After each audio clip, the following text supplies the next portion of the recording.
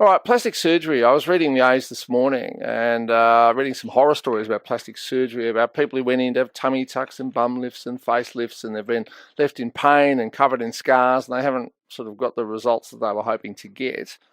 And it made me just wonder, like, does plastic surgery work for most people, and is there any real point to it? Our next guest is the CEO of a business called Cosmetique, Dr Vivek Eranki. Good evening. Good evening, Tom. Great to be with you. Well, thanks for joining us. So, I know plastic surgery ranges from a Botox injection to a lip filler to a bum lift and so forth. But are most people happy with the results? The overwhelming majority of patients tend to be happy with the results. So we have exposure to the cosmetic sector I know about it through being the CEO of Cosmetique, as well as in our portfolio, we own a day hospital. And up until recently, we also owned a cosmetic surgical clinic as well. And the vast majority of people are very happy with the results.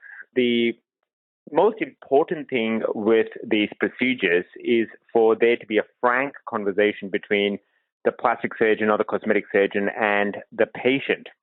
So it's important that the patient understands what the realistic outcomes are. And it's very important for the surgeon to act in a way that is in the best interest of the patient. Okay, do people need to understand though? There's a limit. You can't, turn a pig, what is it, a pig's ear into a silk purse or whatever it is. I'm mucking that metaphor up, but you're not going to walk out of cosmetic surgery looking like a supermodel unless you looked a bit like a supermodel before you went in, correct? That is exactly right. So what happens in this sector is that there is a lot of information that comes to the patient from social media, from their friends. So in some cases, they have a warped sense of what is actually possible. But my view on that is that it ultimately comes down to the practitioner who is performing the treatments, whether it be Botox or lip fillers or laser hair removal or even complex plastic surgery. Because what basically has to happen is there has to be a conversation between the practitioner and the patient, and they need to clearly establish what is actually possible. In the one surgery, maybe stage surgery, maybe they need multiple surgeries.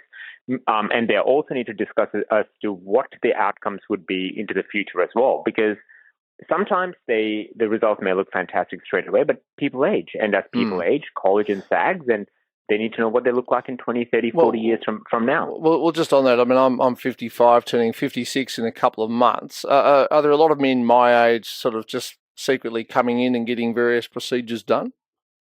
The vast majority of patients who have cosmetic surgery, especially at the hospital that we own, are female.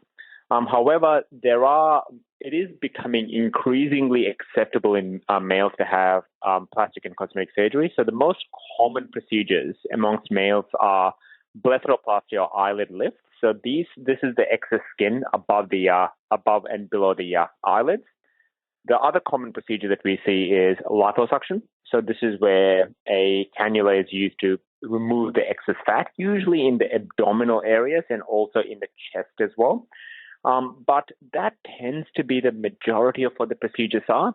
In females, the most common procedure that we see is by far is breast surgery. So breast augmentation, breast lifts, and this is followed by abdominoplasties or tummy tucks.